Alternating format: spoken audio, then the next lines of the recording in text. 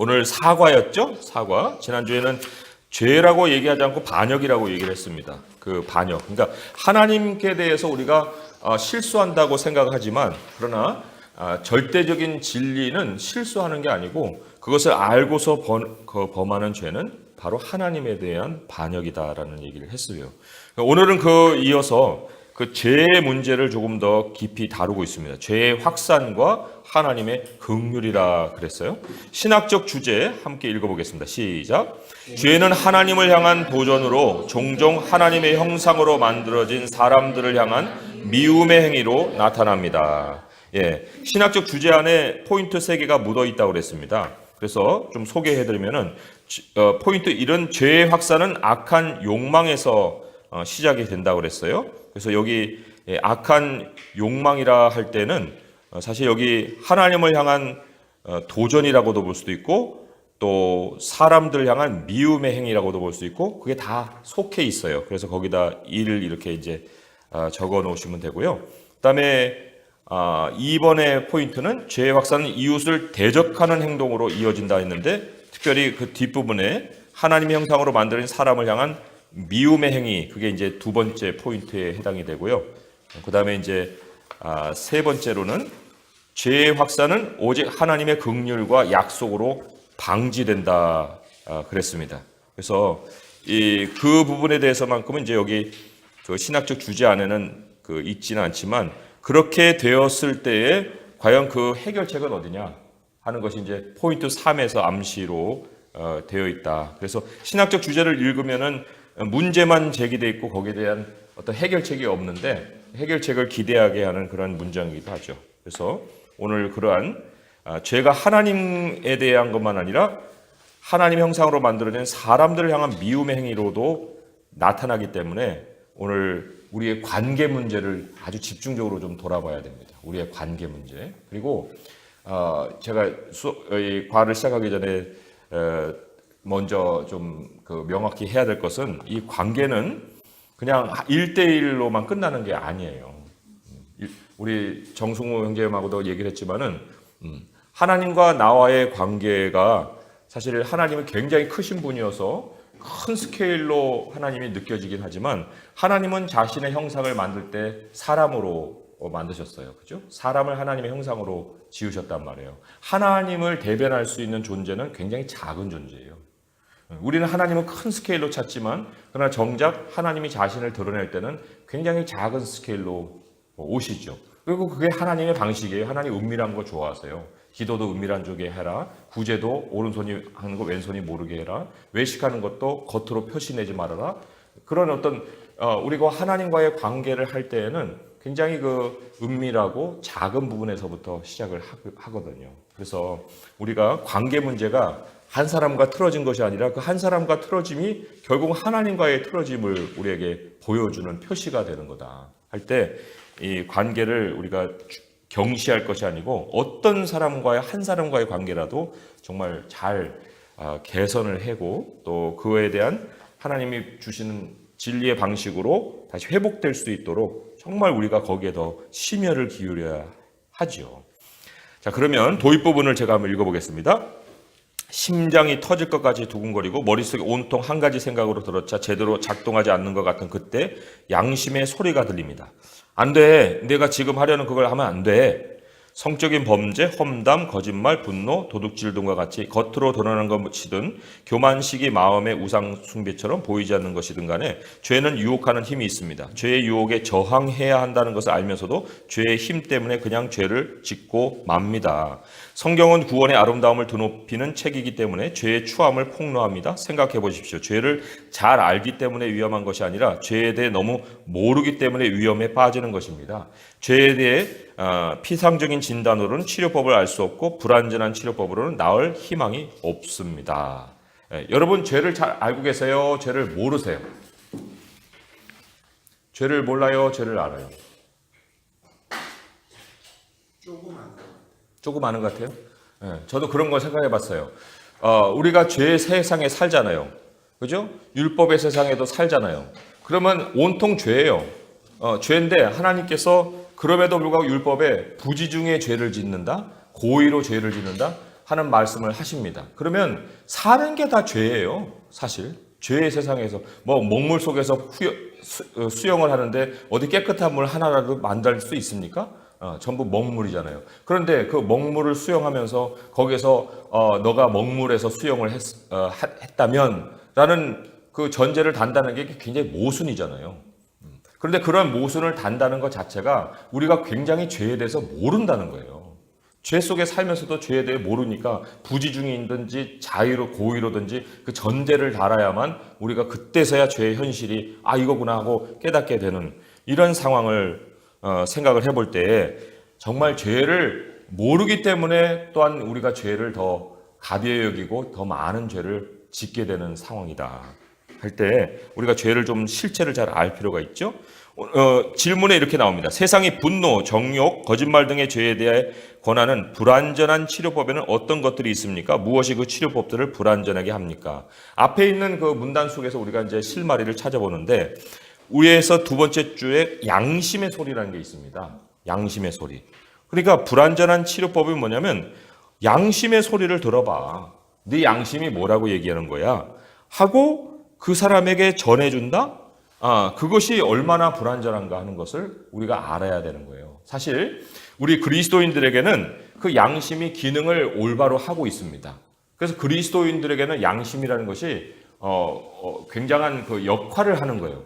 그러나 그 역할을 하지 못하는 세상 사람들에게 양심의 소리를 들으라는 것은 그거는 치료책이 아니라 오히려 자기 생각 속에 더 빠져들어갈 수 있고 자기 기준 속에 더 고집할 수 있는 길을 제시하는 겁니다. 우리 히브리서 한번 찾아보세요. 히브리서 9장 14절에 우리의 양심과 그러기 전에 과거의 양심이 어떻게 현실이 어땠었는지 히브리서 9장 14절의 말씀에 이런 기록이 있어요. 하물며 영원하신 성령으로 말미암아 흠없는 자기를 하나님께 드린 그리스도의 피가 어찌 너의 양심을 죽은 행실에서 깨끗하게 하고 살아계신 하나님을 섬기게 하지 못하겠느냐. 예수님의 피로 그 회복이 된 양심만이 하나님을 섬길 수 있는 기능을 하는 거예요. 그렇지 아니하고서는 죽은 행실 속에서 죽은 행실을 판단하는 하나의 어떤 판사 역할만 하는 거죠. 그러나 죽은 행실을 가지고 이게 옳으냐 이게 그르냐 할 수 있어요? 그거는 그 근본 자체가 잘못된 거예요. 그렇기 때문에 양심의 소리를 들어라? 아니다는 거죠. 그러나 우리 믿는 사람들에게는 양심의 소리는 굉장한 역할을 할 수가 있어요. 자, 그러면 이제 계속해서 이거는 뭐 불완전한 치료책 중에 하나의 예니까 우리가 이제 완전한 치료책으로 넘어갈 필요가 있겠죠. 자, 47페이지 위에 함께 이게 요약이니까 함께 읽어보겠습니다. 시작. 세션 3에서 우리는 하나님이 창조하신 모든 선한 것이 첫사람의 죄악된 선택에 영향을 받는 것을 보았습니다. 세션 4에서는 죄가 어떻게 아담과 하와에게서 후손인 가인과 아벨에게로 이어졌는지 살펴볼 것입니다. 죄는 악한 욕망에서 시작되어 하나님과 이웃을 대적하는 행동으로 이어집니다. 이것은 하나님의 정죄를 받아 마땅한 행동입니다. 그럼에도 하나님은 죄를 충분히 이길 수 있다는 긍휼의 약속을 주셨고 그 은혜로 말미암아 우리는 구원을 얻게 되었습니다. 자, 하나씩 보겠습니다. 죄의 확산은 악한 욕망에서 시작됩니다. 창세기 3장은 하나님을 반역한 아담과 하와가 에덴 동산에서 쫓겨나는 것으로 끝나지만 4장은 희망으로 시작합니다. 하와는 두 아들을 낳고 하나님께 영광을 돌립니다. 혹시 두 아들 중 한 명이 뱀의 머리를 부술 그 아들은 아닐까요? 이렇게 이제 질문으로 시작했는데 거기 본문을 우리 여기 세 분 앞에 있는 세 분 한번 읽어주시기 바랍니다. 시작. 아담이 그의 아내 하와와 동침하매 하와가 임신하여 가인을 낳고 이르되 내가 여호와로 말미암아 등남하였다니라. 그가 또 가인의 아우 아벨을 낳았는데 아벨은 양치는 자였고 가인은 농사하는 자였더라. 세월이 지난 후에 가인은 땅의 수산으로 제물을 삼아 여호와께 드렸고 아벨은 자기도 양의 첫 새끼와 그 기름으로 드렸더니 여호와께서 아벨과 그의 제물을 받으셨으나 가인과 그의 제물은 받지 아니하신지라. 가인이 몹시 분하여 안색이 변하니 여호와께서 가인에게 이르시되 내가 분하여 하면 어찌 됨이며 안색이 변하면 어찌 되느냐. 내가 선을 행하며 어찌 낯을 들지 못하겠느냐. 선을 행하지 아니하면 죄가 문에 엎드려 있느니라. 죄가 너를 원하나 너는 죄를 다스릴지니라. 예, 그 밑에 있는 설명으로 넘어가기 전에 이 본문만 가지고도 우리가 좀 발견해 볼 수 있는 그 영적인 현실이 있어요. 뭐냐면 죄가 너를 원하나 너는 죄를 다스려라. 그러니까 죄라는 것은 사실 행동 이전에 갈등으로 시작을 합니다. 갈등으로 자기의 존재를 나타내는 거예요. 그러니까 내가 이것을 해야 되나 말아야 되나 어떤 그런 갈등 속에 굉장히 우리가 위험한 어떤 현실을 맞이하고 있다라고 생각을 해볼 수가 있는 거죠. 그리고 우리가 하나님의 말씀도 있지만 사탄의 생각도 우리 밖에서 우리의 생각을 계속해서 도전을 합니다. 그러나 이제 죄가 현실이 되는 것은 그 생각이 우리 안에 이제 쑥 들어와 버리는 거예요. 그래서 그것이 이제 행동으로 옮겨지는 건데, 요한복음 13장 2절에 보면은 유다가 예수님을 팔게 된 계기를 어떻게 설명을 하고 있는지 하는 것이 오늘 이 죄의 실체하고도 연결이 돼서 한번 소개를 해드립니다. 요한복음 13장 2절의 말씀 한번 같이 한번 찾아보겠습니다. 요한복음 13장 2절의 말씀 함께 읽어볼까요? 시작. 마귀가 벌써 시몬의 아들 가롯 유다의 마음에 예수를 팔려는 생각을 넣었더라. 이 전까지는 아마 갈등을 했을 거예요. 그러나 그 갈등의 순간을 넘어서 이제 그 생각이 그 안으로 쑥 들어와 버리는, 그래서 그것이 행동으로 나타나게 되는 이런 결과를 가지죠. 그러니까 우리 밖에서 돌아다니는 많은 생각들이 과연 우리에게는 어떠한 영향을 미치는가 하는 것을 우리가 곰곰이 잘 생각을 해보고 거기에 대한 결과까지도 우리가 잘 판단을 해야 하지, 그러지 아니하고 어떤 생각이든지 다 수용할 수 있는 생각은 아니다. 지금 그러면 갈등을 하는 것 자체는, 그러니까 그때도 이미 사단의 생각이 들어오는 건 아직은 아니죠. 아직은 아니죠. 그건 이제 문을 두드리고 있는 상황이죠. 그러나 그 문을 두드릴 때 이제 내가 어떻게 처신하느냐에 따라서 죄의 현실이 이 안에 펼쳐질 수도 있고 그걸 물리칠 수도 있는 거예요. 그리고 우리 믿는 사람들에게는 그 갈등이라는 것이 상당히 예민합니다. 그리고 또 그 하나님이 주신 영이 우리에게 작용을 해야만 그 갈등이라는 것도 그 의미가 있는 거지. 그렇지 아니하고서 여기 이제 가인도 하나님 만나 주시잖아요. 하나님은 그렇게 생각을 주시잖아요. 너 죄가 문에 두드리는데도 그거 열면 안 돼. 내가 다스려라 하는 하나님의 음성 때문에 지금 갈등하고 있는 그런 상황이지 않습니까? 그렇지만 그렇지 않은 사람들에게는 이 양심이 그 사람에게 해주는 소리가 있긴 하지만 그 양심이라는 자체가 기능을 못하기 때문에 자기 기준에 따라서 결론을 내리게 된다 하는 거예요. 자, 그러면 여기 반대적으로 선을 행하지 아니하면 죄가 문에 엎드린다 그랬잖아요. 그죠?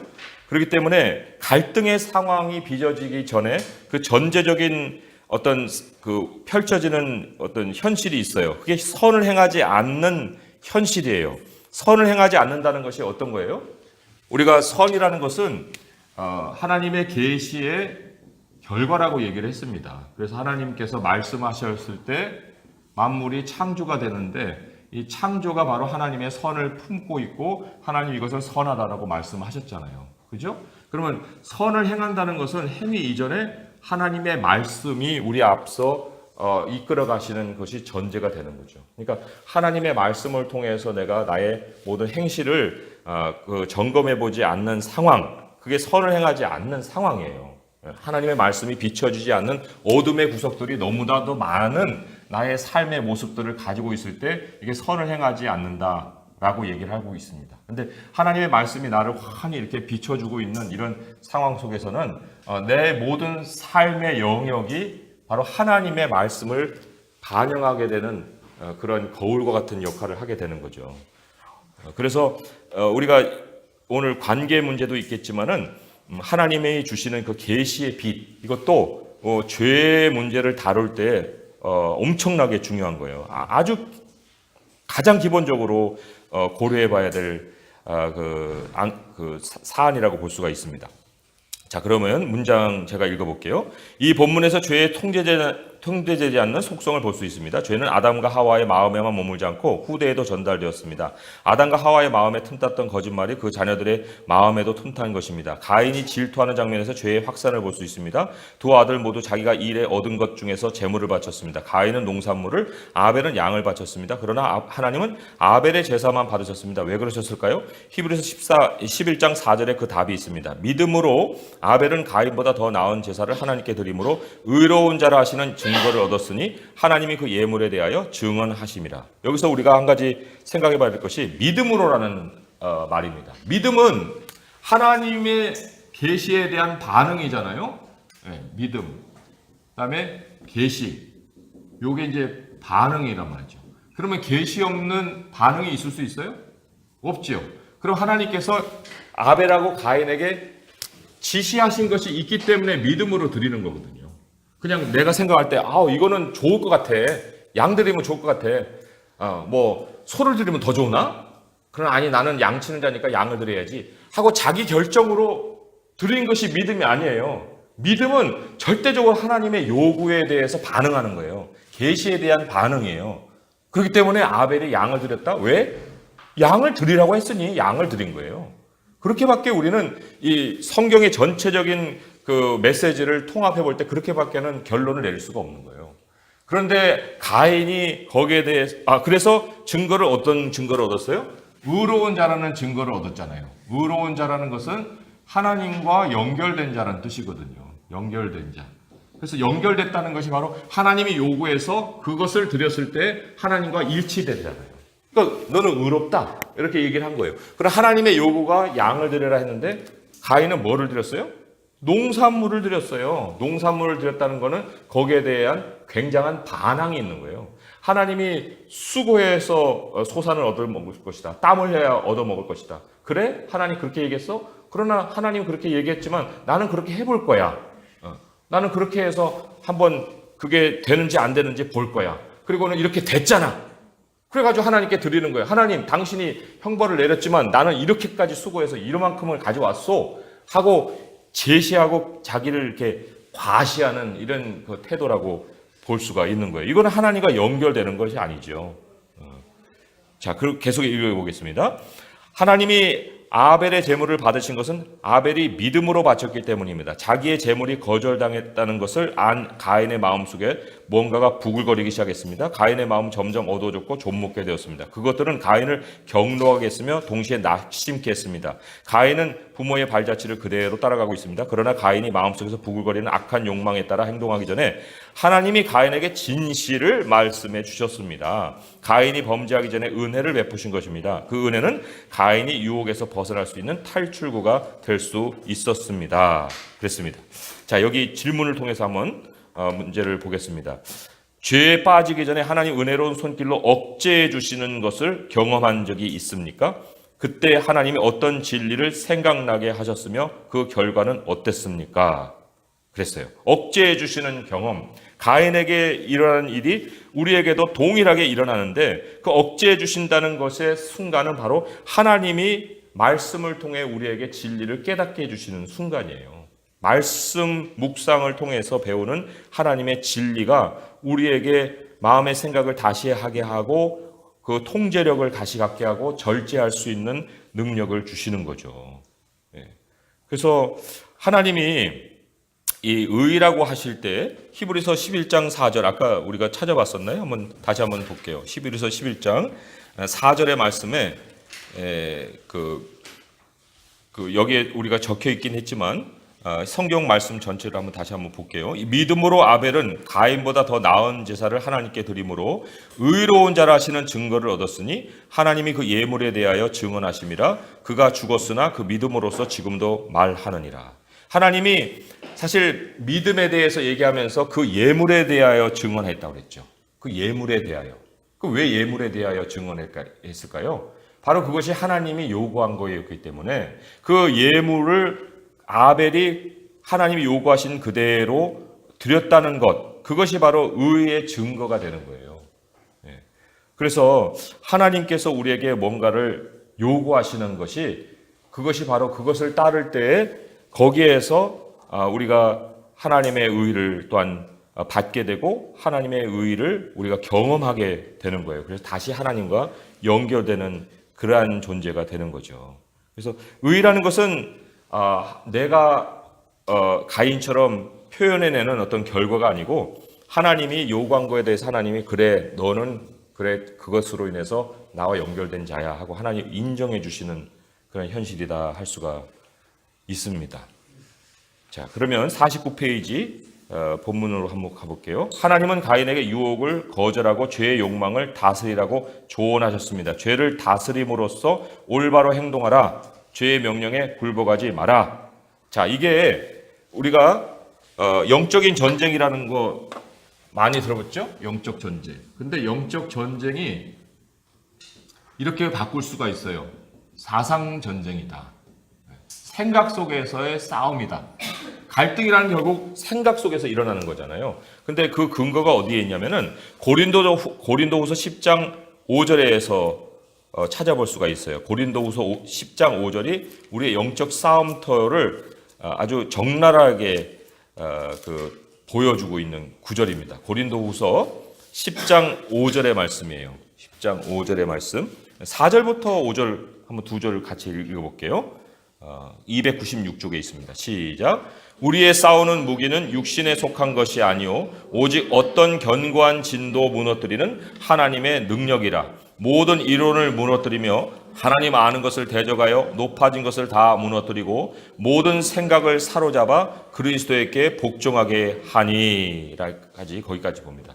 여기 전쟁터에서 복종케 되는 그 대적의 모습을 무엇으로 표현했습니까? 모든 생각이라고 했어요. 모든 이론이라고 했습니다. 하나님을 대적하는 모든 이론과 하나님을 대적하는 모든 사상이 결국은 우리가 싸워야 될 영적인 대상인데 그 대상이 어디에서 발견되냐면 내 마음 안에서 생각, 갈등을 통해서 우리 안에 그 실체를 드러내는 거예요. 그래서 우리가 참 두 가지 말씀을 우리가 동시에 좀 보고 싶은데 하나님께서 우리의 갑옷을 어디다 입혀주십니까? 전신갑주만 아시나요? 전신갑주. 하나님의 전신갑주를 입어라. 전신갑주에 뭐 구원의 투구를 쓰고 또 믿음의 방패를 가지고 뭐 진리의 허리띠를 띠고 또 뭐예요? 의의 호심경을 붙이고 뭐 이런 것들 여러분들이 다 아시죠.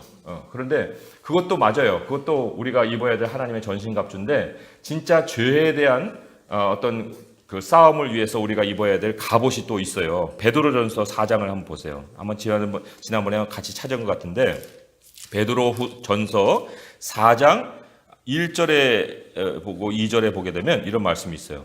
그리스도께서 이미 육체의 고난을 받으셨으니 너희도 같은 마음으로 갑옷을 삼으라. 이는 육체의 고난을 받은 자는 죄를 그쳤음이니 그 후로는 다시 사람의 정욕을 따르지 않고 하나님의 뜻을 따라 육체의 남은 때를 살려 함이라. 여기 마음의 갑옷이라고 했죠. 마음의 갑옷을 입는 이유는 정욕을 따르지 않고 하나님의 뜻을 남은 때 하나님의 뜻으로 살기 위해서라는 거예요. 이게 사상 전쟁이거든요. 그러니까 우리가 굉장히 신앙생활을 육체로 시작하고 육체로 마치려고 하는 그런 경향이 있습니다. 그래서 우리의 그 경건의 모양을 가지고 신앙을 키워내려고 하는 사람들이 있거든요. 그런데 경건의 모양이 아니고 경건의 능력이라고 그랬죠. 그 경건의 능력은 어디서 일어나는 거예요? 바로 이 사상 전쟁 속에서 얼만큼이나 우리가 승리를 했느냐에 따라 다음에 그런 생각이 들어올 때 우리가 물리칠 수 있는 힘을 얻는 거거든요. 그래서도 이 사상 전쟁을 우리가 잘 준비할 필요가 있고 또 여러분 청년의 정욕이라는 거 잘 들어봤어요? 청년의 정욕. 청년의 정욕이 뭐라고 생각하십니까? 청년의 정욕. 청년의 정욕에 대한 그 말씀이 디모데후서 2장 22절에 나오는데 왜 청년의 정욕만 다루겠어요? 사실 정욕이라는 것은 나이 고하를 막론하고 다 있는 거거든요. 그런데 왜 청년의 정욕을 따로 이렇게 카테고리화 했느냐 하면은 그 정욕이 나타내는 의미가 굉장히 특별하기 때문에 그런 거예요. 여기 디모데후서 2장 몇 절입니까? 22절에 나오는 청년의 정욕을 피하고 했는데 피하고라는 것은 run from이에요. 도망치라는 거거든요. flee from. 그 성경에 도망치라는 말이 신약 성경에 4번 나와요. 4번 나오는데 그 중에 하나가 이 청년의 정욕이에요. 하나는 음행을 도망치고, 하나는 우상 숭배를 도망치고, 하나는 돈을 사랑함을 도망치고, 그리고 청년의 정욕을 도망쳐야 되는데, 청년의 그 정욕을 특별히 뭐로 얘기하고 있냐면은 14절부터 해서 26절까지 쭉 보시면 알겠지만 그게 뭐냐면 무식한 변론이에요. 무식한 변론을 청년의 정욕으로 설명을 하고 있습니다. 그러면 어린아이들은 부모님이 얘기하면은 야 그거 하지 말고 이거 해. 아빠 하라니까. 그러면 이제 따라서 한다고요. 변론이 없어요. 아니면 너 손 들고 있어. 그러면 이제 벌 받을 것 같으니까. 그리고 세월이 지나서 이제 노인이 되잖아요. 그러면 그래 그 말해봐야 뭐해.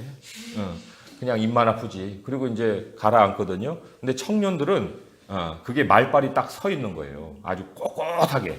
왜냐하면 자기 생각이 굉장히 옳다고 생각하니까. 그래가지고 이 무식한 변론이든 뭐 말다툼이든 일단 말을 시작하면 끝장을 보려고 하는 거예요. 그런데 그거에서 하나님이 도망치라는 거거든요. 도망쳐야 된다. 왜냐하면 그것이 우리에게 아무 유익이 없거든요. 아무 유익이 없는 거예요. 그래서 청년들아 장로들에게 순복하라. 때가 되면 너희를 높이리라 한 말씀도 거기에 장로는 늙은 사람을 얘기하는 거거든요. 늙은 사람 앞에서 말빨 세우지 말아라. 너 그냥 조용하고 겸손하면은 나중에 때가 될 때 너 높여줄 테니까 그냥 말로다가 세상을 이겨먹으려고 하지 말아라. 그런 얘기를 하는 거예요. 그러니까 우리가 이 사상 전쟁이라고 하는 것이 우리가 많이 알고 있으면 모든 것을 다 우리의 지배력 속에서 넣을 수 있을 것 같고 통제력 안에 들어올 것 같은데 결국 말 많은 사람은 그 말로 인해서 자기에게 더 해를 가져오게 되는 거예요. 그래서 우리가 참 세상은 우리와 거꾸로 가잖아요. 그렇기 때문에 자기 의견을 잘 피력을 하고 또 변론을 잘 해야 되고 논리 구성을 잘 해서 A는 B고 B는 C니까 C는 D지 않습니까? 그럼 이제 앞에 있는 사람이 이제 얼굴이 식어져가지고 뭐 검해지든지 하얘지든지 그래야 변할 거 아닙니까? 그런 걸 보면서 이제 희열을 탁 느끼잖아요. 그러나 그런 희열을 느끼는 중에 또 누가 나의 뒤통수를 빵 치는 거예요. 그게 아니고 하면 이제 그때부터 또 이제 말씨름이 또 시작되는 거죠. 그러니까 이런 건 아예 시작하지 말아야 되는 거예요. 그것도 우리의 유혹이거든요. 그래서 우리가 모든 우리의 이론과 모든 사상을 그리스도의 발 앞에 굴복을 시켜야 된다. 그 문제에 대해서 너 그러면 진리로서 대답이 있냐? 하나님이 뭐라고 그 문제에 대해서 답을 주셨지? 글쎄요. 이래버리면 이제 이게 내가 말다툼과 변론 속에서 스스로의 의를 세우려고 굉장한 안간힘을 했다는 증거죠. 자, 계속해서 읽어볼게요. 유혹에 직면할 때 우리는 마음속에서 메아리치는 하나님의 음성을 들을 수 있습니다. 그러나 하나님의 조언에도 불구하고 가인은 아벨을 죽였습니다. 우리는 악한 욕망들이 어떻게 우리와 전쟁을 벌이고 어떻게 우리를 죄악된 행동으로 끌고 가는지 잘 압니다. 왜냐하면 우리도 하나님의 조언에 귀 기울이지 않는 때가 무수히 많기 때문이다. 어떤 조언이었어요? 죄가 문 앞에서 너를 원하나? 너는 죄를 다스려라. 계속 그 얘기를 하신 거거든요. 근데 우리의 마음의 갑옷을 확 벗어버리고 우리의 사상 속에서 사람들의 그 생각을 짓누르고자 하는 이러한 노력들을 하기 때문에 우리가 무수히 하나님의 그 조언에 귀 기울이지 않고 그냥 죄악된 행동으로 끌려갈 때가 많다는 거죠. 하나님은 우리 삶의 모든 죄악된 행동을 예의주시하시며 사랑으로 우리에게 조언해 주십니다. 그러나 죄로 가득한 우리는 그 조언을 거절합니다. 가인이 그랬던 것처럼 말입니다. 악한 욕망은 악한 행동을 낳습니다. 자, 거기 아래 칸에는 하나의 예를 한번 들어서 넣어보겠습니다. 죄악된 행동들을 나열해 보려는데 그 중에 하나가 미움이에요. 그죠? 미움이라는 것은 욕망입니다. 그런데 그 미움이 행동으로 발전하면 어떻게 되는 거예요? 살인하는 거게 되는 거죠. 그리고 이 미움이라는 것은 히브리어로는 우선순위를 나타내는 용어라고 몇 차례 말씀을 드렸어요. 그러니까 우리가 감정으로 미운 것을 미흡다고 생각합니다. 맞아요. 감정도 그러니까 미움이 감정은 맞아요. 그러나 미움의 감정을 가지면은 A라는 대상에 대해서 내가 어떻게 되냐면 나와 동등한 대상으로 있다가 이 A라는 대상이 깔보는 대상으로 내려가 버리는 거예요. 그죠? 내가 위에 서 있는 거예요. 그래서 항상 위에서 그 사람을 내려다보면서 정죄하고 막 심판하고 칼로 찌르고 막으면서는 그냥 목도 졸라버리고 불도 태워서 화형도 시켜버리고 그런 아주 그냥 별짓을 다 하거든요. 그러니까 이거는 미움이라는 것은 결국은 이 사람을 아래다 두는 거예요. 사랑이라는 것은 이 사람을 위에다 두는 건데 반대로 미웠게 되면 이 사람을 아래다 주고 내가 나의 모든 힘을 다 동원해서 마음속에서 이 사람을 짓밟아버리는 것이 바로 미움이거든요. 그런 악한 욕망이 이제 행동에 바뀔 때 이제 살이라고 했는데 죄와 싸울 때 행위뿐 아니라 죄의 욕망을 다루는 것이 그래서 왜 중요하냐? 왜 중요하냐? 그때가 하나님의 음성을 들을 수 있는 적시예요. 우리의 갈등이 하나님의 음성 내가 조용히 묵상하고 있으면 졸리긴 하지. 하나님의 음성을 가지고 얼마나 많은 사람들이 훈련을 하려고 하는지 몰라요. 근데 훈련은 이미 우리 삶의 터에서 일어나고 있는 거예요. 안 보고 싶은 사람 딱 보는 순간 그 훈련이 시작되는 거거든요. 그런데 그때 그 갈등 속에서 하나님이 내게 주시는 음성이 있습니다.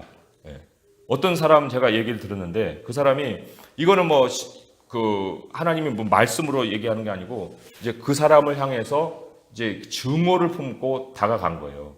그리고는 이제 독서를 품으려고 가는 중에 뒤에서 용서해라.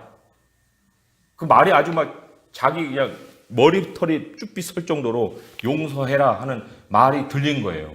그래서 가가지고 그 직설적으로 뭔가를 쏟아 부었으면 아마 그 이상 뭐 무슨 일이 벌어졌는지도 모를 정도로 제정신을 차릴 수 없는 정도로 그런 지경으로 이제 달려갔는데 용서하라 하고 하나님 한 마디 딱 하는 순간에 머리채 쭉 쓰고 그리고는 발걸음을 멈췄다는 거죠. 하나님이 긴급한 상황에서 그렇게도 역사를 하세요. 그러나 그렇지 않고 우리가 갈등하는 상황에서 얼마나 하나님이 많은 소리로 우리에게 얘기하는지 몰라요. 그런데 그 선을 넘어버리는 거예요. 그 선을. 더 가면 이 싸움 확산된다 너.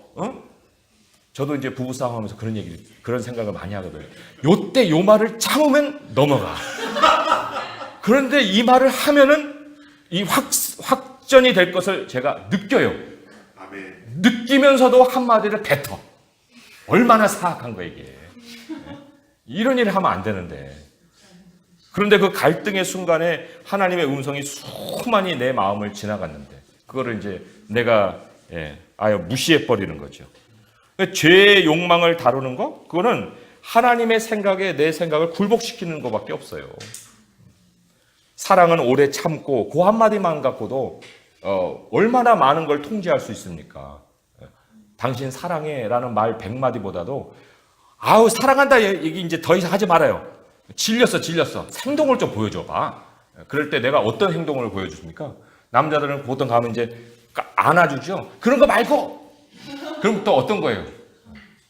참아주는 거지. 참아주는 거죠. 얘기할 때 그냥 변론을 하지 않고 내가 그냥 입을 다물고 내가 한마디 할 거 안 하고 한마디 할 거 두 마디 들어주고 그러면 그게 사랑을 확인시켜주는 행위가 되는 거거든요. 안 그래요? 맞죠? 그런 거예요.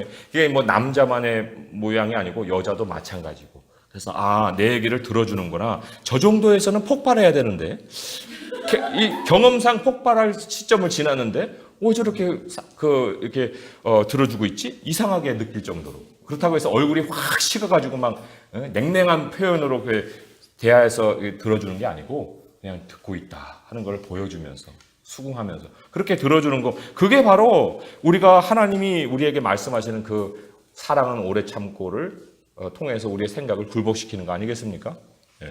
그래서 이 우리의 무기는 다른 데 있는 것이 아니라 하나님을 아는 것을 우리의 무기로 삼는 거예요. 그래서 하나님을 아는 것을 대적하는 모든 생각은 다 굴복되되 하나님을 아는 생각이 우리의 무기가 돼서 하나님의 능력이 된다. 하나님의 능력의 소유자가 되고 싶으세요? 하나님을 아시고 아는 걸로 끝나지 마시고 그 하나님이 속삭이시는 음성에 우리의 생각을 굴복시키는 것. 그게 엄청난 능력자가 되는 거예요. 능력자는 삼각산에서 태어나는 게 아니고 하나님의 말씀에 굴복하는 그 사람이 하나님의 능력자가 되는 거죠. 자, 포인트 2 함께 읽어보겠습니다. 시작. 죄의 확산은 이웃을 대적하는 행동으로 이어집니다. 자, 죄를 멈추지 않을 때 이제 이웃으로 번져가요. 본문 읽어보시겠습니다. 세 분 뒤에 있는 왼쪽 세 분 뒤에 읽어주세요. 시작. 가인이 그의 아우 아벨에게 말하고 그들이 길에 있을 때에 가인이 그의 아우 아벨을 쳐 죽이니라. 여호와께서 가인에게 이르시되 내 아우 아벨이 어디 있느냐. 그가 이르되 내가 알지 못하나이다. 내가 내 아우를 지키는 자니이까. 이르시되 네가 무엇을 하였느냐. 내 아우의 핏소리가 땅에서부터 내게 호소하느니라. 땅이 그 입을 벌려 내 손에서부터 내 아우의 피를 받았은지 네가 땅에서 저주를 받으리니 내가 밭을 갈아도 땅이 다시는 그 효력을 내게 주지 아니할 것이요 너는 땅에서 피하며 유리하는 자가 되리라. 아멘. 가인은 죄의 욕망을 행동으로 옮겨 죄 없는 동생을 죽였습니다. 사탄이 울부짖는 사자처럼 가인에게 덤벼들려고 기다렸듯이 가인도 아벨에게 그렇게 했습니다. 그 다음에 무슨 일이 일어났는지 주목해 봅시다. 하나님은 가인이 죄를 짓기 전에 그에게 조언하러 오셨을 뿐만 아니라 가인의 범죄 후에도 먼저 찾아오셨습니다. 하나님은 가인에게 회개할 기회를 주고자 그에게 말을 거셨습니다. 가인아, 내 동생 아벨이 어디 있느냐? 내가 무슨 짓을 했느냐? 우리에게도 마찬가지입니다. 우리가 죄를 지을 때 하나님은 비난부터 하지 않으십니다. 회개하라고 부드럽게 초청하십니다. 유혹받을 때는 죄에 저항하라고 하시고 범죄의 순간에는 회개하고 하나님께로 돌아갈 기회를 주십니다. 안타깝게도 가인은 회개하지 않았고 거짓말과 질문으로 증오에 가득 찬 냉담한 마음을 드러냈습니다. 내가 내 형제를 지키는 자입니까? 라는 가인의 질문이 가지는 의미는 무엇일까요? 그거는 살인을 하고도 증오가 안 풀리는 거예요. 살인을 하고도 증오가 안 풀려?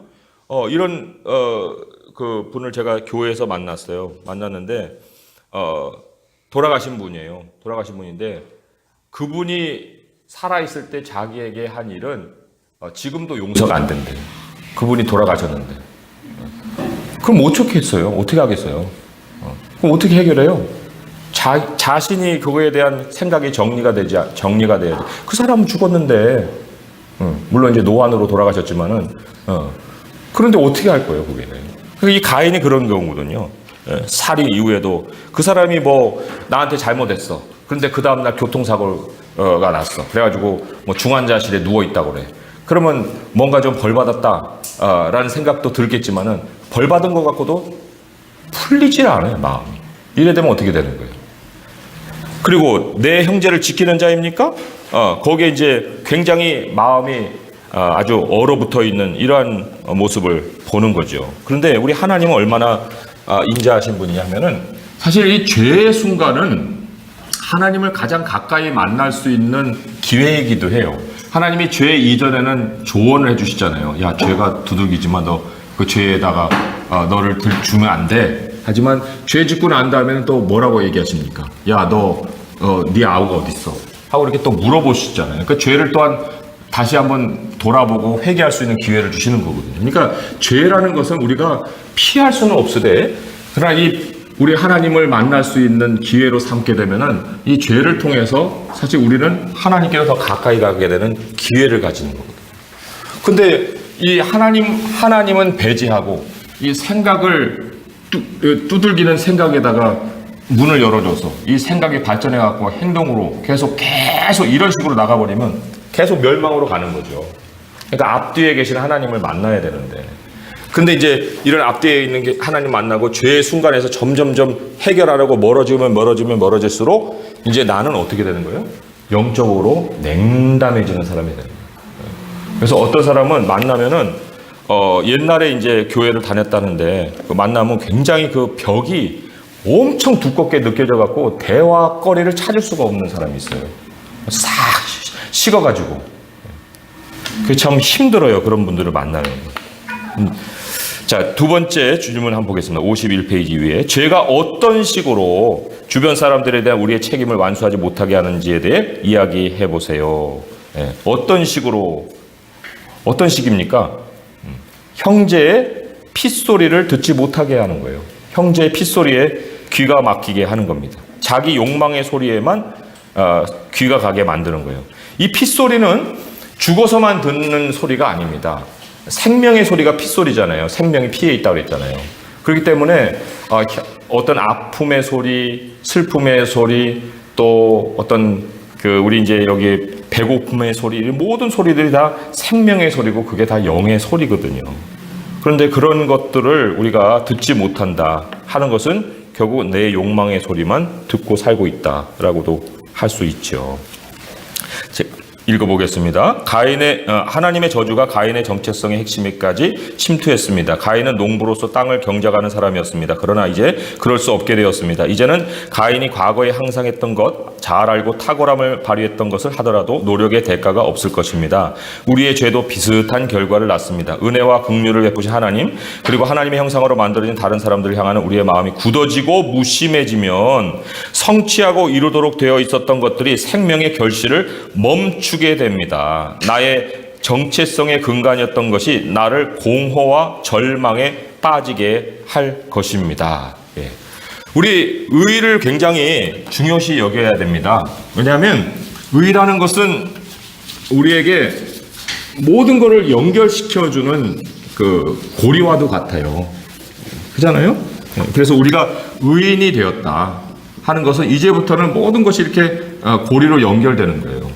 이걸로 고리도 연결되고 고리도 연결되고.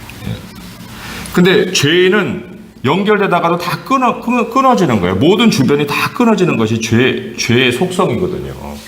그러니까 여기 우리가 마음이 굳어지고 무심해지면은 생명의 결실을 멈추게 된다.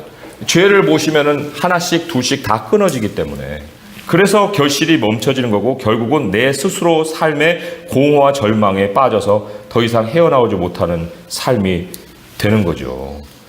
하나님이 우리가 다른 사람에게 어떻게 대하는지를 중요하게 보시는 이유는 무엇입니까? 할 때 단적인 그러한 답은 이러해요. 나의 모든 정체성은 관계와 연결되어 있는 거예요. 그죠?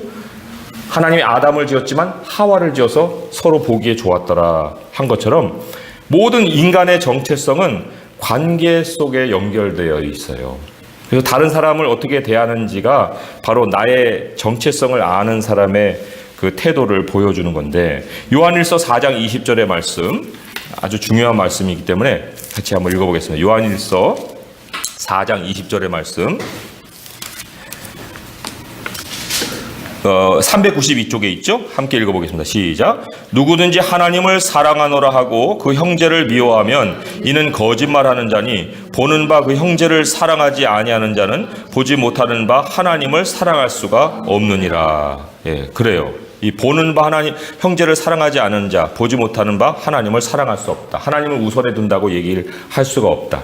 하나님은 지극히 작은 자 하나를 통해서 자신을 드러내시는 분이기 때문에 그 물 한 모금도 그 상을 잃지 않는다고 하신 하나님의 약속이 있지 않습니까? 그러니까 우리가 하나님을 큰 데서만 찾을 것이 아니라 정말 우리 주변에서 작은 자를 통해 나타나시는 우리 하나님의 모습을 늘 볼 수 있어야 되고, 관계를 중요하게 여길 수가 있어야 하는 거죠. 깊은 죄와 반역 가운데 있는 우리에게 소망이 있을까요? 유혹만 받고 아직 죄의 욕망을 실행하지 않았을 때는 하나님의 조언이 직설적이었습니다. 죄의 욕망을 죽여라. 그것을 다스려 올바로 행동하라. 그것에 저항하고 굴복하지 마라. 그러나 범죄 후에 해결책과 조언과 소망은 무엇일까요? 무수한 실패 앞에서 우리는 어떻게 해야 할까요? 하나님의 조언을 공허한 죄의 약속과 바꾸고 난 다음에는 어떻게 해야 할까요? 다시는 하나님을 찾지 못하도록 우리를 마비시키는 죄책감과 수치심에서 벗어나는 방법은 무엇일까요? 단순히 실패하지 마라고 말하는 것으로는 충분하지 않습니다. 복음은 우리가 실패한 후에 무엇을 해야 하는지 가르쳐줍니다. 그리고 하나님이 어떻게 흠없고 죄 지은 사람들을 구원해 하나님 나라를 위해 사용하시는지 우리에게 말해줍니다. 이제 이게 해결책이에요. 자, 이제 여태까지는 죄의 실체를 우리가 알았습니다. 죄라는 것은 갈등으로 시작하고 사상으로 찾아오고, 문을 열었을 때는 거기에 대한 행동이 바로 우리의 죄로 이어지고 모든 걸 끊어내는 역사를 한다는데, 이제 해결책이에요. 자, 포인트 3 함께 읽어볼게요. 시작. 죄의 확산은 오직 하나님의 긍휼과 약속으로 방지됩니다. 자, 본문 오른쪽에 계신 분들 네 분 같이 읽어주세요. 네, 시작. 가인이 여호와께 아뢰되 내 죄고의 지지가 너무 무거우니까 주께서 오늘 이 지면에서 나를 쫓아내시온즉 내가 주의 낯을 배우지 못하리니 내가 땅에서 피하며 유리하는 자가 될지라. 무릇 나를 만나는 자마다 나를 죽이겠나이다. 여호와께서 그에게 이르시되 그렇지 아니하다. 가인을 죽이는 자는 벌을 10배나 받으리라 하시고 가인에게 표를 주사 그를 만나는 모든 사람에게서 죽임을 면하게 하시니라. 가인이 여호와 앞을 떠나서 에덴 동쪽 노 땅에 거주하더니 아담이 다시 자기 아내와 동침하매 그가 아들을 낳아 그의 이름을 셋이라 하였으니 이는 하나님이 내게 가인이 죽인 아벨 대신에 다른 씨를 주셨다 하며 셋도 아들을 낳고 그의 이름을 에노스라 하였으며 그때 사람들이 비로소 여호와의 이름을 불렀더라. 아멘. 가인이 눈물을 흘리며 슬퍼하고 있습니다. 그러나 후회의 눈물은 회개의 눈물과 다릅니다. 가인이 한 말에서 그의 눈물이 회개가 아니라 후회로 인한 것이라는 증거를 찾아보십시오. 자, 회개와 후회의 차이를 아세요? 회개를 히브리를 영어로 바꿔보면 turn이에요. turn 혹은 turning. 예. 그 다음에 후회는 regretting이라고 할 수가 있어요. 근데 무슨 차이냐면은, 자, 하나님께로 멀어집니다. 1km 멀어졌어요. 또 멀어집니다. 10km가 멀어졌어요. 자, 100km 멀어졌어요. 누가 더 죄인이에요? 네? 이게 죄인이에요? 이게 죄인이에요? 이게 죄인이에요?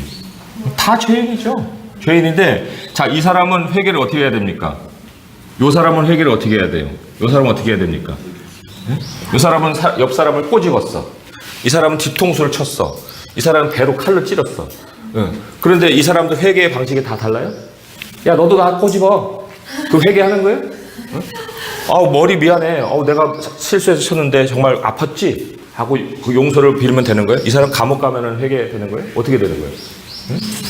회개라는 것은 유턴이에요. 돌이킴이 회개입니다. 돌이킴. 무엇을 향해서? 하나님을 향해서. 100km가 아니라 이 1000km라도 하나님을 향하기만 하면 그게 회개인 거예요.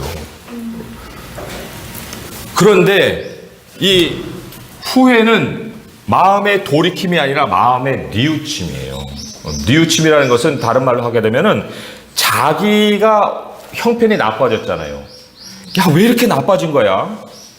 이렇게 나빠질 리가 없는데. 내가 그것만 안 했으면. 이런 식으로 하나님 없이 자기 형편에 대해서 원망하는 게 바로 후회예요. 자기 상황에 골몰하는 게 후회라고요. 그런데 그것이 회개라는 모양으로 둔갑을 하면 안 된다는 거죠. 그래서 하나님이 얼마나 은혜로우신 분이냐면 회개가 얼마나 쉬워요. 내가 이제 아버지 집으로 돌아가리라. 그러면 돼지 여물을 먹고 살든 소 여물을 먹고 살든 돌아가면 되는 거 아니에요. 거리가 멀고 산거가 먼데 아버지가 달려오신다 하지 않았습니까? 근데 지금 가인은 자기 행위에 대해서 내가 왜 이렇게 벌을 받아야 돼? 하고 이제 벌 받게 된 상황에 대한 아주 골똘한 생각에 잠겨 있는 거죠. 나 쫓아가면은 누가 나 죽여요. 이런 얘기를 지금 하고 있는 상황이에요. 그래서 계속 읽어보면 이렇습니다. 가짜 회개에도 슬픔, 눈물, 후에 다시는 이렇게 죄지지 않겠다는 약속이 있을 수 있으나 그 중심에는 자기 몰두가 있습니다. 가인의 자기중심적인 태도에 대한 하나님의 반응을 보십시오. 하나님은 아벨을 위해 정의를 실행하시면서도 가인을 추방해 주셨어요. 가인에게 긍휼을 베푸십니다. 가인에게 표를 주셨다는 거예요. 가인에게 표를 주셔서 폭력으로 복수당하는 것을 막아주신 것입니다. 그런데 여기에 가인을 막는다는 것은 또 누구를 막는 거예요? 가인을 죽일 사람의 그 행위를 막아주는 거예요. 그것이 또한 이 하나님이 가인에게 표를 준 의미거든요. 가인만 위한 게 아니고 가인에게 절대로 칼을 대지 말라고 하는 하나님의 또한 경고가 되는 거죠. 이게 또한 표가 되는 건데, 사실 우리 상황에서 보게 되면 크게는 믿는 자와 믿지 않는 자라고 할 수가 있어요. 믿지 않는 자에게는 우리가 이미 어때요? 표가 있어요. 그 사람 우리가 대들 수 있습니까? 대들은 상대가 아니에요. 상대가 아닙니다. 자기 변명과 자기 생각에 대한 그 모든 그 중심으로 살아가고 있는 그 사람에게 우리가 어떤 것을 가지고 그 사람에게 그가 우리를 해야 한다 한들 우리가 무엇을 그 사람에 대적하면 그 사람이 돌아오고 그 사람이 뭔가 변화가 있겠냐 하는 거예요. 그래서 우리가 정말 분별력을 가지고 행동해야 될 것 중에 하나가 믿는 자와 믿지 않는 자 사이에 하나님이 그 성령을 통해서 인치신 그 표시가 너무나도 분명하다 할 때 그 하나님께서 죄를 우리에게 더 짓지 말라는 그 표시 중에 큰 표시가 바로 그러한 차이를 우리에게 보여주는 거다. 믿음과 아닌 사람과의 관계죠. 본문에 가인이 죄를 회개하고 구원을 받았다는 언급은 없습니다. 다만 하나님이 가인에 대한 정당한 심판을 한동안 유보하셨음을 알 수 있습니다. 하나님은 가인이 마땅히 받아야 할 처우보다 더 잘 대하여 주셨습니다. 질문이에요. 어떻게 지내느냐 질문에 생각보다 잘 지내 라고 대답한 경우가 종종 있습니다. 이 진술이 모든 인류, 심지어 불신자들에게까지도 진실인 이유는 무엇입니까? 생각보다 잘 지내는 이유는 뭐예요? 하나님이 죄를 막아주시기 때문에 그런 거예요.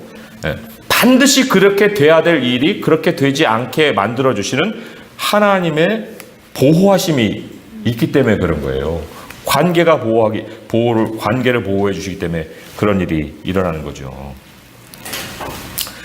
긍휼을 베푸신 하나님은 약속을 지키시는 분입니다. 하나님은 하와에게 뱀의 머리를 부술 아들을 약속해 주셨습니다. 그런데 가인은 반역하고 아벨은 죽었으니 언뜻 보기에 상황이 암담합니다. 그러나 하나님은 아담과 하와에게 셋이라는 다른 아들을 주셨습니다. 수천 년 후에 셋의 가계에서 약속된 하와의 아들이 태어날 것입니다. 그리고 십자가에서 다시 피가 흐를 것입니다. 그러나 그때 흘리는 피는 약속된 아들의 피이며 이 피는 죄 때문에 흘리는 피일 뿐 아니라 죄를 위해 흘리는 피가 될 것입니다. 히브리서 12장 24절은 아벨의 피와 비교해 예수님의 피에 대해 전합니다.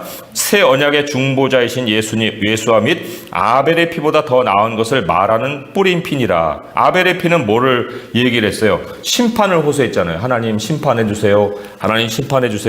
그랬는데 그 아벨의 피보다 더 나은 것을 말을 합니다. 어떤 것을 말합니까? 하나님과 화목해요. 하나님과 화목해야 됩니다.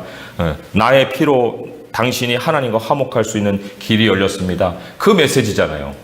그러니까 이 예수님의 피가 전하는 메시지는 완전히 다른 차원이라 하는 거예요.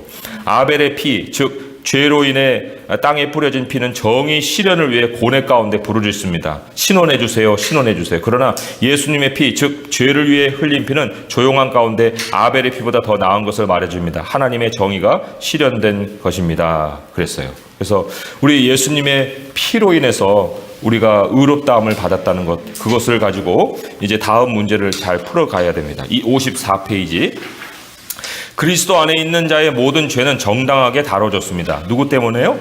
예수 그리스도로 인하여서 우리 죄에 대한 하나님의 모든 진노가 십자가에서 예수님께 쏟아졌습니다. 하나님은 창세기 3장에서 하신 약속을 신실하게 지키셨습니다. 아들을 보내 뱀의 머리를 부숴 이제는 정말로 죄를 이길 수 있게 해주셨습니다. 자, 질문이에요. 하나님의 용서, 그죠? 하나님의 용서하시는 마음을 깨닫지 못한다면 하나님의 백성이 우리의 사명에 어떤 영향을 미칠까요? 하나님의 용서라는 것은 사실 죄를 정당하게 다뤄주신 거거든요. 그렇잖아요? 예수 그리스도를 통해서 우리를 하나님 영역으로 옮겨주신 거, 그게 바로 죄 사함이라고 말씀을 드렸지 않습니까? 그런데 마음으로 깨닫지 못한다? 그것은 사실 이 사탄의 생각과 갈등 속에 있든지 아니면 그것을 따르는 행동까지 진행할 수 있는 계시에 역행하는 것이 바로 마음으로 깨닫지 못하는 거예요. 하나님은 다 이루어 주셨고 용서해 주셨는데 나는 그 용서해 주셨다고 하는 하나님의 메시지에 대해서 알지 못한다, 깨닫지 못한다. 이게 이제 그 사탄의 생각에 마음을 열어주었거나 아니면 계시에 대해서 무지하거나 뭐 여러 가지 그런 의미를 가지고 있겠죠. 하나님의 백성이 우리의 사명에 어떤 영향을 미칠까요? 우리의 사명은 뭐예요? 화목을 전하는 거잖아요. 화평케 하는 사명을 우리에게 맡기셨잖아요. 그런데 그러한 사명을 가진 자가 그러한 용서의 마음을 깨닫지 못하게 되면은 누구의 관계를 어떻게 회복해 준다는 거예요? 아무 관계를 회복할 수 없을 뿐만 아니라 자기 관계 속조차도 지켜내지 못하고 형제의 핏소리를 듣지는 못할 망정 자기의 욕망의 소리만 계속 귀 기울이게 되는 이런 상황을 맞이하게 되거든요. 그래서 여기 우리가 좀 본문에는 나와 있지 않지만 실제적으로 우리 하나님의 용서를 어디서부터 시작을 하게 하시는가 하는 걸 좀 확인해 볼 필요가 있습니다. 마가복음 11장 25절의 말씀을 먼저 보겠어요. 마가복음 11장 25절의 말씀, 마가복음 11장 25절의 말씀. 그래서 우리가 하나님 앞에 서는 시간이 말씀의 시간과 기도의 시간이 항상 그 밸런스를 맞춰야 되는 것이 여기 또 이유가 있는 거예요. 마가복음 11장 25절의 말씀 읽겠습니다. 시작. 서서 기도할 때 아무에게나 혐의가 있거든 용서하라. 그리하여 하늘에 계신 너희 아버지께서도 너희 허물을 사하여 주시리라 하시니라. 예, 여기 기도할 때에 아무에게나 혐의가 있다. 내가 누구에게 대해서 반감을 가지는 거, 그게 바로 혐의가 있는 거예요. 내가 그 사람에게 대해서 마음이 안 좋은 거예요.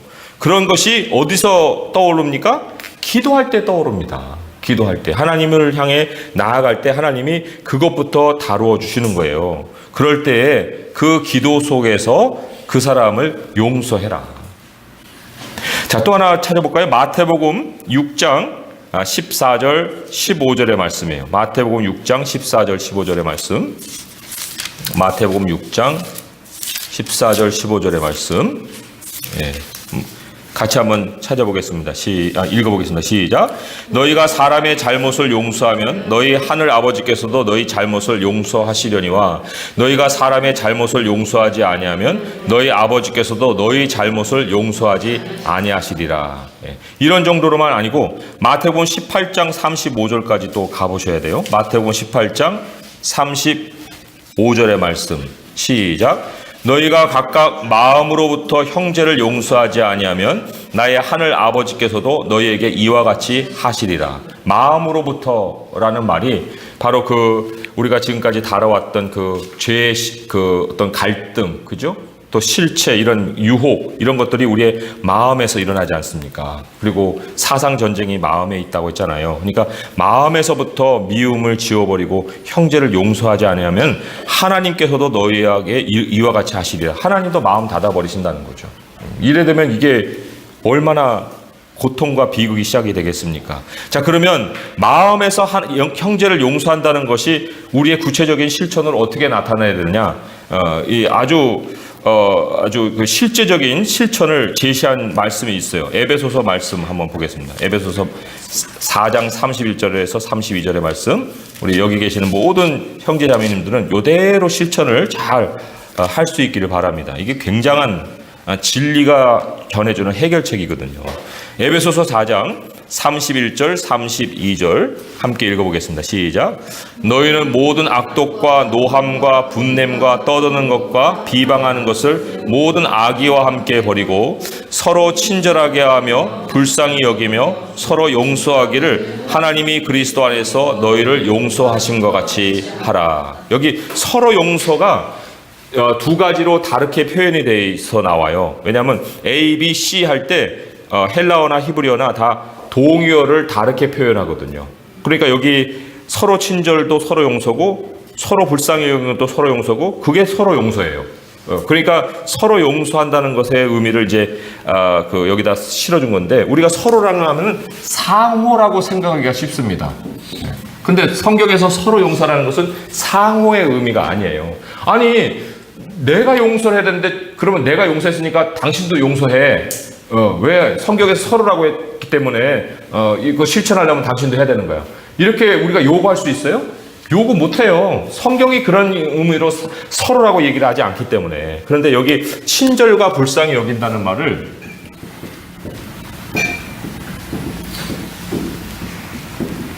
자, 내가 있습니다. 나가 있어요. 그리고 상대방이 있습니다. 친절이라는 것은 그 사람에게 나를 심어주는 작업이에요. 그죠? 내가 그 사람 안에 친절한 모습으로 찾아가는 거예요. 그리고 그 사람을 내 마음으로는 불쌍함으로 받아주는 거예요. 이게 상호 일어나는 일이지만 다 내 안에서 일어나는 일이죠. 그죠? 내가 내 자신을 이 사람에게 내주는 것이 친절로 내주고 이게 예수님이 하신 방식이거든요. 예수님이 자신을 내주셨어요. 이게 친절이에요. 그러나 우리는 예수님 안에 어떤 존재로 받아줬냐면 불쌍한 존재로 받아준 거예요. 긍휼의 존재로. 그게 바로 성경이 얘기하는 서로라는 의미예요. 그 서로 용서라는 것은 서로 만나서 뭐 타협하고 나도 잘못했으니 너도 잘못했어. 맞아. 나도 잘못했지. 너도 잘못했고. 이렇게 서로 그냥 꿍짝꿍짝 하라는 얘기가 아니라 서로라는 것은 바로 하나님이 그리스도 안에서 너희를 용서하신 것 같이 하라고 했잖아요. 너희를 하나님이. 그 하나님의 방식이 바로 이 방식 아닙니까? 우리에게 친절하게 대해주시고 우리에게 친절하게 다가오시고 우리는 불쌍히 여기심으로 우리 예수님의 마음으로 받아주시는 그게 바로 이제 서로 용서거든요. 그러니까 이제 이후로 우리가 누구를 용서한다고 할 때 이 단계를 항상 우리가 생각을 하고서 관계를 풀어갈 수가 있어야 됩니다. 그리고 그 사람이 내 친절을 안 받아준다? 오케이. 그러나 그렇다고 해서 그래? 또 그냥 확 닫아버리면 안 되는 거예요. 그래? 라고 하지만 그래 모르니까 하고 내가 그 사람을 불쌍히 여기는 마음으로 돌아올 수가 있어야 되죠. 자, 그러면 우리 결론 부분을 함께 읽어보도록 하겠습니다. 시작. 하나님이 약속하신 긍휼은 죄를 이깁니다. 그러므로 우리는 하나님께 구원과 사명 감당을 위한 능력을 구해야 합니다. 그리스도인인 우리는 가인의 모습을 통해 자신을 보지만 또한 십자가의 빛 안에서도 자신을 봅니다. 하나님은 죄에 대한 진노를 십자가에 쏟아 부으심으로써 온전한 의를 나타내셨습니다. 또한 십자가에 매달리신 아들을 통해 우리에게 은혜를 베푸심으로써 온전한 긍휼을 나타내셨습니다. 우리는 용서하시는 하나님, 변화시키시는 하나님, 회개의 기회를 주시는 하나님을 사람들에게 알림으로써 죄의 확산을 늦출 수 있습니다. 그리스도와의 연결 시작. 아벨의 피는 우리에게 믿음을 위해 생명을 바친 순교자들에 대해 말해줍니다. 그러나 예수님의 피는 아벨의 피보다 더 호소력이 있습니다. 왜냐하면 우리를 죄에서 깨끗이 씻어주기 때문입니다. 그래서 하나님과 연결시켜주는 피예요. 자, 오른쪽으로 넘어갑니다. 하나님의 계획, 우리의 사명. 위에 한 문장 같이 읽어볼게요. 시작. 하나님은 죄의 확산을 늦추시기 위해 우리를 부르셔서 세상의 빛과 소금이 되고 하나님 나라의 평화와 기쁨을 선포하라고 명령하십니다. 자, 제가 그 포인트 1, 2, 3에 대한 부분을 좀 요약을 해보겠습니다. 우리 안에 일어나는 악한 욕망들에 대항해 싸울 수 있는 실제적인 방법을 찾아봅시다. 우리가 포인트 1에서 다뤘지만은 하나님이 항상 우리 마음속에 생각나게 하시는 진리가 있습니다. 그 순간에. 그렇기 때문에 우리가 마음의 말씀을 간직하는 게 얼마나 중요한지 몰라요. 그 말씀을 받아 지켜 인내로 결실한다 그랬죠? 그러니까 하나님의 말씀을 듣고 길가에 돌밭에 가시떨기에 잃어버리는 것이 아니라 그 말씀을 가장 간직하게 되면 그 말씀을 하나님이 꺼내어서 쓰실 때가 있는 거예요. 그래서도 말씀을 늘 대하시되 그 말씀을 간직하는 소중한 말씀으로 간직하는 일이 있어야겠죠. 그리고 하나님이 현장에서 들려주시는 말씀에 순복해야 됩니다. 내가 그냥 여유 있어서 듣는 하나님의 말씀뿐만 아니라 정말 그 현장에서 갈등을 빚을 때 하나님이 떠올려 주시는 그 말씀, 그 말씀으로 우리가 늘 깨어 있어야만 거기서 우리 실제적으로 이길 수 있는 방식들을 찾을 수가 있는 거죠. 두 번째로 소그룹이나 교회와 같은 공동체가 죄의 확산을 늦출 수 있는 구체적인 방법에는 어떤 것이 있습니까? 했는데 거기에는 우리가 이제 모여 있으니까 가인이 그런 거에 반응을 했지만 우리는 형제를 지켜주는 자가 된다. 내가 형제를 지키는 자이니까 하는 것이 아니라 서로에게 책임 있는 존재로 또 행동해야 되고 서로에게 책임 있는 존재로 항상 그 곁에 있어야 줘야 되는 거고 살아있는 형제의 핏소리에 귀를 기울이 있어야 된다. 이 핏소리가 생명의 소리라고 그랬잖아요. 그래서 하나님은 특별히 여기 계신 형제 자매님들에게 그 사명을 주셨습니다. 그래서 이것은 그냥 돈으로 할 수 있는 일이 아니잖아요. 그 소리가 들리는 곳에서 우리의 손길이 갈 수가 있는 거 아닙니까? 그래서 이러한 큰 기회를 주시고 또 사명을 주신 하나님께 너무 감사해야겠죠.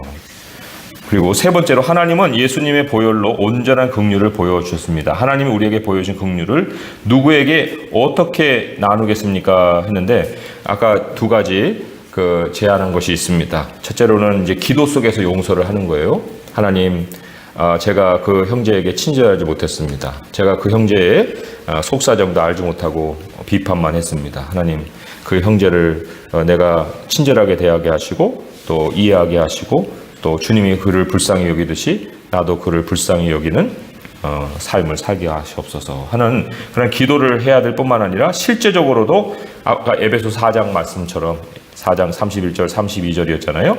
예, 어떻게 나누겠습니까? 할 때 말부터 달라져야겠죠. 친절하게. 예, 그래서 쌀쌀 맞았던 그런 표정도 바꾸고 또 우리의 말투도 표정도 바꾸고 말투도 바꾸고 그래서 예수님이 우리에게 다가오신 것처럼 우리도 그들에게 그러한 모습으로 다가갈 수 있는 그런 벽을 느끼지 않는 관계를 유지해 가야겠죠.